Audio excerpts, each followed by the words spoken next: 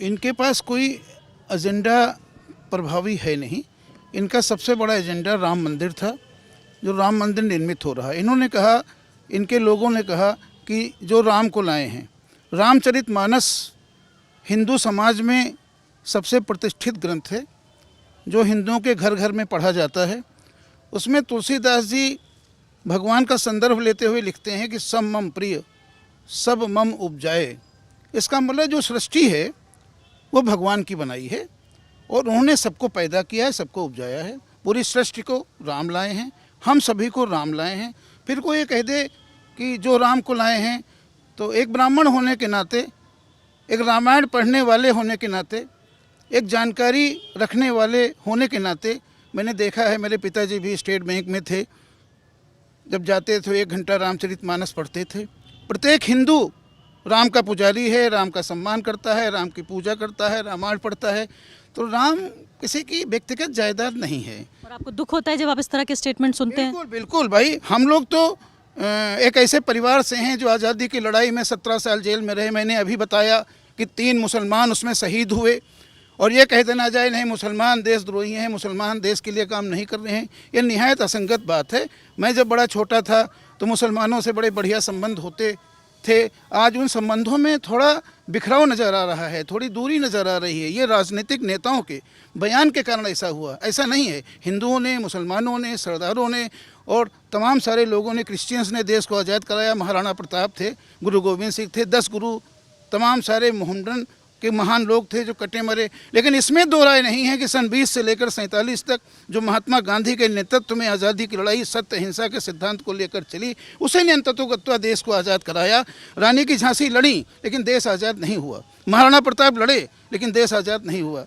तो ये मान, और फिर गांधी जी को ये कह देना नहीं साहब उसमें तमाम लोग छूट गए। जो छूट गए वो बताएं, अपने प्रमाण दें, क्योंकि उस समय न तो सोशल मीडिया थी, न प्रेस था, इलेक्ट्रॉनिक मीडिया थे। आज से 100-200 साल पहले कुछ नहीं था। तो निश्चित रूप से महात्मा गांधी का जो मूवमेंट था कवर ज़्यादा हुआ। लखीमपुर खीरी में भी आप देखिए करीब 265-270 स्वतंत्रता संग्राम सेनानी हुए, 7 शहीद हुए, 3 ये हुए, 4 और हुए। लखीमपुर में तमाम लोग जेल गए। यहाँ पंडित जवाहरलाल नेहरू भी आए आज़ादी की लड़ाई में, महात्मा गांधी भी आए, चंदा मांगा दलित उत्थान के लिए, 29 रुपया उनको दिया भी गया। सुभाष चंद्र बोस आई, जवाहरलाल नेहरू 3 दिन रहे आज़ादी की लड़ाई में। तो एक ऐतिहासिक जनपद है। सभी मुसलमान भी हमारे हैं, हिंदू भी हमारे हैं, सिख भी हमारे हैं, क्रिश्चियन भी हमारे हैं। ये बातें करने से तो अच्छी बात नहीं होगी। एक सामान्य वातावरण दुष्कर होगा, कठिन होगा, समस्याग्रस्त होगा। विशाल जी, मुझे बताइए कि बहुत अहम बात जो मैं आपसे पूछना चाहती हूँ, आप वरिष्ठ पत्रकार हैं, आपने पिछले बहुत सारे चुनाव यहाँ पर देखे हैं। मैं इसमें क्लैरिटी, एक स्पष्टता यहाँ पर आके ये लेना चाहती हूँ कि 2 तरह से चुनाव को देखा जा रहा है। पहली बात है कि मुद्दों की राजनीति, कि चलिए कम्युनल पॉलिटिक्स हुई, उससे लोगों को परेशानी है। हिंदुत्व के मुद्दे से भी जो लोग पसंद भी करते थे वो भी ऊब गए हैं कि बहुत हो गया है अब। बाकी वो लोग जो कि इसके शिकार हो रहे हैं उनकी बात तो मैं अभी नहीं कर रही हूँ। लेकिन दूसरी तरफ ये भी बात है कि ये एक तरह से पिछड़ों के चुनाव का मुद्दा हो गया है कि पिछले 5 साल में उनको काफ़ी परेशानियाँ सहनी पड़ी और एक तरह से बहुत ही उच्च जातियों का एक राज चला। क्या आपको लगता है कि ये फिर वही कमंडल वाली पॉलिटिक्स हमें देखने को मिल रही है? क्या ये कास्ट पॉलिटिक्स हो गई है? ये मुद्दा बहुत पुराना हो चुका है, अब इसका बहुत प्रभाव पड़ने वाला नहीं है। सभी ने देखा कि जो दूसरी लहर आई, 40-40 हज़ार रुपये की ऑक्सीजन लखीमपुर में लोगों ने खरीदी। अस्पताल में डॉक्टर नहीं थे, ऑक्सीजन नहीं थी, दवा नहीं थी, नर्सिंग होम बंद थे, लोग मर रहे थे।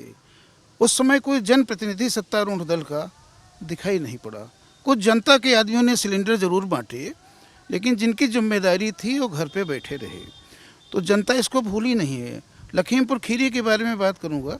यहाँ पर मोदी सरकार के पहले सरकार थी, तो यहाँ सांसद ने 2 GGIC और 2 ITI लाए और उसका 30 करोड़ रुपया वहाँ से बजट भी ले लिया।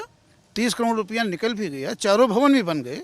बड़े अफसोस की बात है वो भवन आज भी वैसे ही खड़े हैं, क्योंकि वो MP अपोजिशन का था, इसलिए उस भवन में आज तक प्लास्टर भी नहीं हुआ। यहाँ एक मदर चाइल्ड हॉस्पिटल बना, इसमें 350 करोड़ रुपया लगा, वो भी चूँकि विपक्ष के समय का बना है, वो भी ऐसे ही पड़ा है, वो नहीं चल पाया। जनता इसको देख रही है। आप मेडिकल कॉलेज बना रहे हैं, अस्पताल में आपके पास दवा नहीं है, अस्पताल में पानी भरा हुआ है, अस्पताल में डॉक्टरों का चलना मुश्किल है। कल ही मेरी एक डॉक्टर से बात हो रही थी, इस समय अभी पानी बरसा 1-2 दिन पहले, तो उसमें चलना मुश्किल हो जाता है। आपने स्कूल बंद कर दिए, रैली अलाउ कर दी, आपने बड़े बड़े इलेक्शन कर दिए, बंगाल में कर दिया, हर जगह कर दिया, लेकिन बच्चों के स्कूल बंद कर दिए, बच्चे पढ़ना भूल गए, बच्चे आराम करने लगे। और सबसे ज़्यादा कमज़ोर समाजों के जो बच्चे हैं उनके तो बिल्कुल भविष्य ही ख़राब होगा। हाँ, तो ये एक ऐसी दिक्कतें थी। लखीमपुर खीरी के संदर्भ में कह दूँ, यहाँ तो ना तो गुर्दे का इलाज है, ना हार्ट का इलाज है, बाहर जाना पड़ता है इसके लिए। ना लीवर का इलाज है, आँत फट जाए तो उसका इलाज नहीं है। तो हम लोग बड़ा प्रयास किया यहाँ की जनता ने। जब यहाँ राम नायक जी गवर्नर थे, अखिलेश यादव जी को लिखा यहाँ एक कार्डियोलॉजिस्ट पोस्ट किया जाए, उन्हें बाकायदा एक लेटर लिखा मुख्यमंत्री को, लेकिन रद्दी की टोकरी में डाल दिया गया। 50 लाख आबादी का शहर, और किसी को हार्ट अटैक होता है तो उसका मरना निश्चित है, क्योंकि यहाँ से रेफ़र किया जाता है। डॉक्टर हार्ट अटैक में रेस्ट बताते हैं, यहाँ हार्ट अटैक में रेफ़र किया जाता है। अजीब गरीब मुद्दा है। आपका अगर कन्नौज में हार्ट अटैक होगा तो डॉक्टर हैं, गोरखपुर होगा तो डॉक्टर हैं, लखनऊ होगा तो डॉक्टर हैं, नोएडा होगा तो डॉक्टर हैं। तो क्या भारतीय संविधान से हम गवर्न नहीं होते? क्या भारतीय संविधान का प्रोटेक्शन हमको नहीं है? क्या भारतीय संविधान से केवल यही कुछ जिले गवर्न होते हैं?